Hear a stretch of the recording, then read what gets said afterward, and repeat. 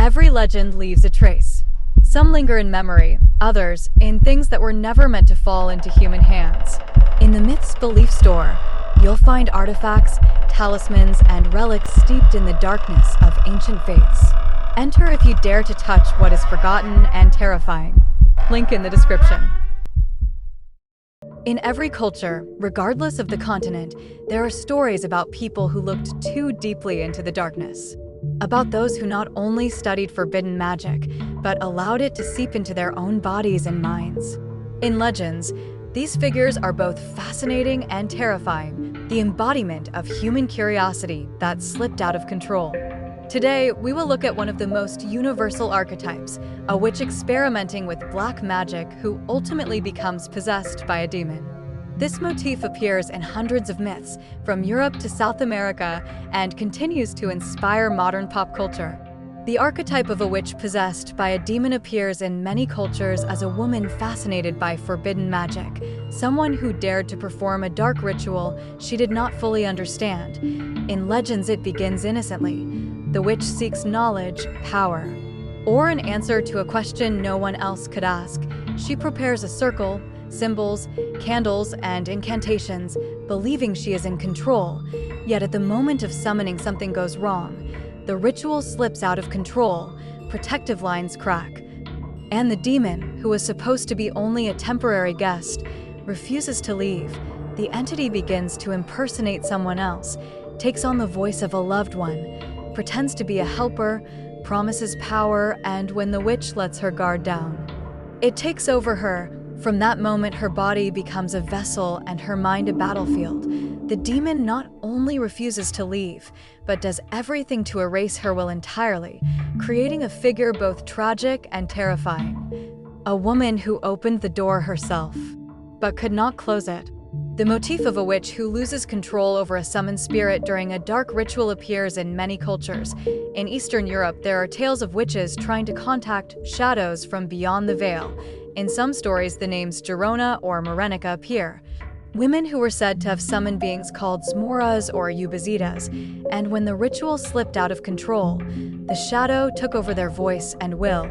The legend describes that the possessed witch began to speak a language no one knew, and the demon impersonated deceased loved ones to break her. In Scandinavia, there is the motif of Sidkonas, women practicing seed or who tried to contact spirits of the dead. In the sagas, there are figures such as Eir or Gunhild, who were said to have gone too deep into trance and opened themselves to spirits. And if the spirit was stronger, it took over their body.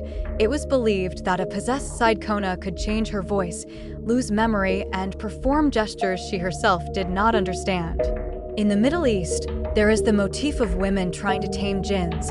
In stories about beings of fire, there are names such as Zailwa, who according to legend summoned a jinn called Ifrit. The jinn promised her knowledge and power, but when the ritual collapsed, it settled in her body, impersonated her own thoughts, and refused to leave, and people believed that a possessed woman could speak in the voice of a man or a child, depending on the whim of the entity. In West Africa, especially in traditions connected with the spirits of Mami Wata, there is the motif of women who tried to contact water spirits. In some stories, there is the figure of Ads, a witch who summoned a water spirit, but instead of helping, it took over her body. The spirit was said to take the form of a beautiful woman to deceive people, and the possessed witch lost consciousness and acted as a vessel for an entity that did not understand human morality. In South America, especially among the peoples of the Amazon, there is the motif of shamans who tried to contact forest spirits. In legends, there are names such as Yara or Quarasi, women who entered trance to speak with spirits. But if the spirit was too strong or malicious, it took over their body. It was believed that a possessed shaman could change her facial expressions in an inhuman way, and the demon impersonated an ancestor spirit to gain full control over her.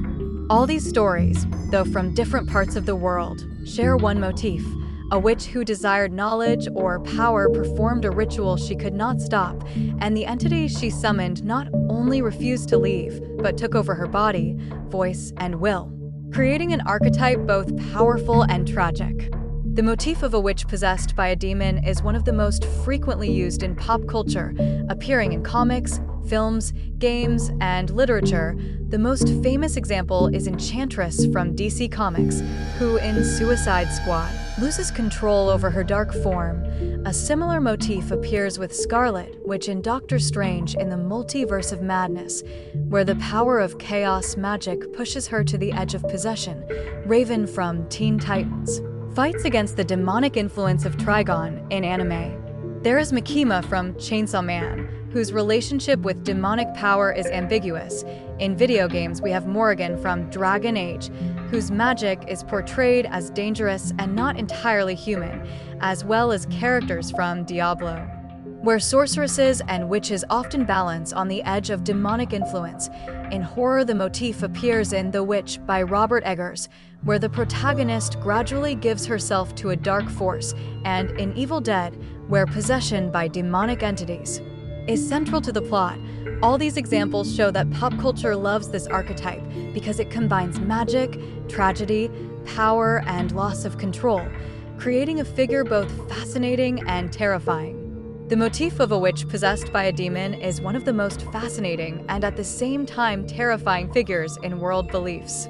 It combines curiosity, ambition, and the consequences of crossing a boundary that cannot be undone. And now, questions for you. Do you think a witch who opens herself to dark forces is a victim, or the creator of her own fate? Is possession a punishment for pride, or perhaps the result of a failed attempt to understand the unknown? Or maybe such figures are a metaphor for our own demons that take control over us? Let us know in the comments what you think.